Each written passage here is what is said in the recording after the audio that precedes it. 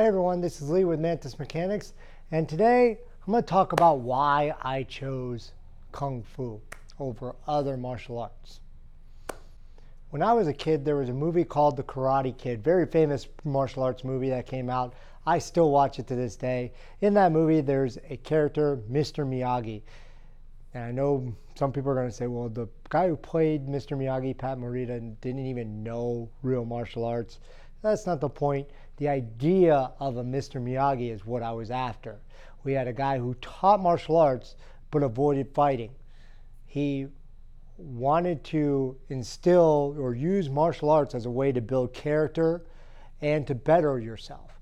He also could heal people with his martial arts knowledge. So to me, that was always very appealing. And I always wanted a real life Mr. Miyagi. And the first martial arts school I went to was a Japanese style. And I went to it and I didn't really feel, there was no like Mr. Miyagi vibe there. There wasn't really, the head instructor didn't really epitomize what I thought at the time was that Mr. Miyagi, lifestyle. And I know that this might be some sort of fantasy, but at the same time, what are you using your martial arts for? Are you trying to beat up everybody you come in contact with? Are you really trying to fight, be the best fighter? If you are, there might be better arts than Kung Fu to do that, especially if you want to do combat sports. No doubt, right? There's a lot of good martial arts out there. But what I like about Kung Fu in general and my style of Kung Fu, which is 8-step praying mantis, is that it encompasses not only combat situations, but also health and medicine. So we have the combat side, punches, kicks, throws, joint locks, all those sort of things.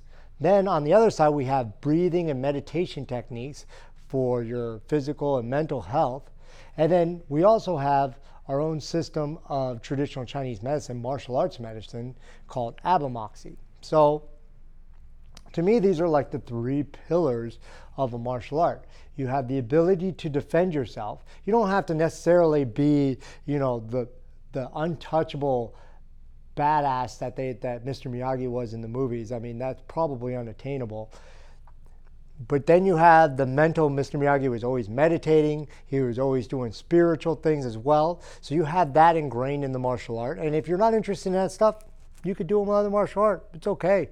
You can do boxing, for example. I don't think there's any, esoteric practices in boxing that I know of. Then in the middle, you have the Chinese medicine. So in The Karate Kid, there's a scene where Daniel-san or Danny LaRusso gets injured. And Mr. Miyagi claps his hands in an iconic moment, rubs them together, warms them up, and is able to heal Daniel-san enough that he can go out and do another fight. Now, that's probably a little bit magical, but I have seen my own instructor do that.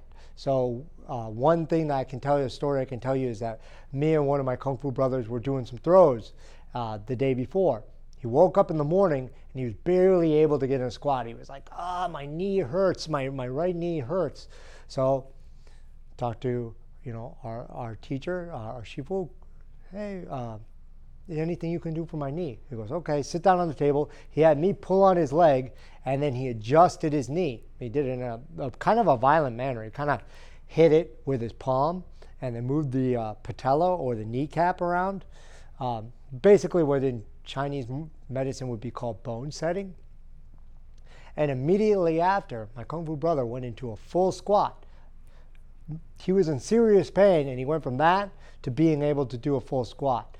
Now, some of you might say that's mind over matter, but to me, that seems like legit medicine. So I was always drawn to that. So now in this martial art that I'm studying, I can learn my combat stuff. I've done Sanda, I've done kickboxing, I've done MMA. So I've fought and tested my skills in the ring. Okay, not always successfully. I've lost, but I've also won. So I've tested my skills in the ring, right? I love doing my breathing and meditation practices. That keeps me calm. I notice that I don't lose my temper or get frustrated or get stressed out the way normal people around me do. And then that third part, I'm studying the Chinese medicine as well. So the ability to use herbs, acupuncture, acupressure, cupping, and moxibustion, all those techniques to try to bring homeostasis to the body, bring yourself better health, and to, of course, to heal martial arts injuries as they occur. So this is why I chose, or why I continue to study Chinese martial arts, and specifically my style.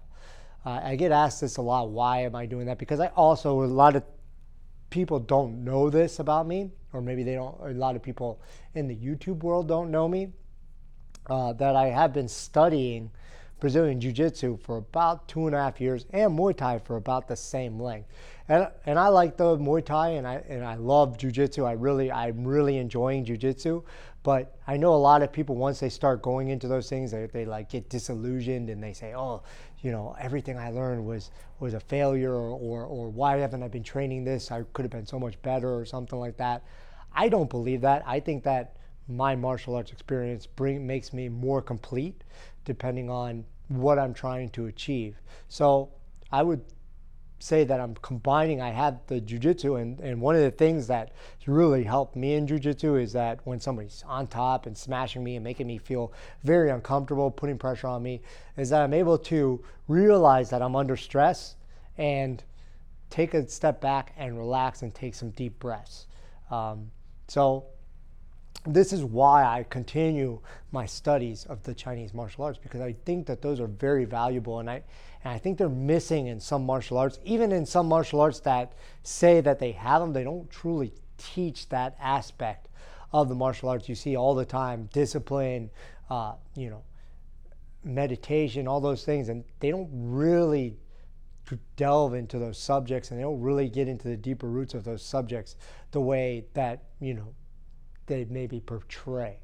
So that's it. I just wanted to give you guys that. Someone asked me to do a video on why I continue to study Chinese martial arts, and that's it. Hope you like this video. Let me know why you study the martial art that you are studying. If it is something like wrestling or jiu-jitsu or boxing, or if you're doing it purely for the spiritual side, or you're doing it purely for the combat side, or you're doing it maybe for somewhere in between, let me know in the comments below, and we'll see you next time here on Mantis Mechanics.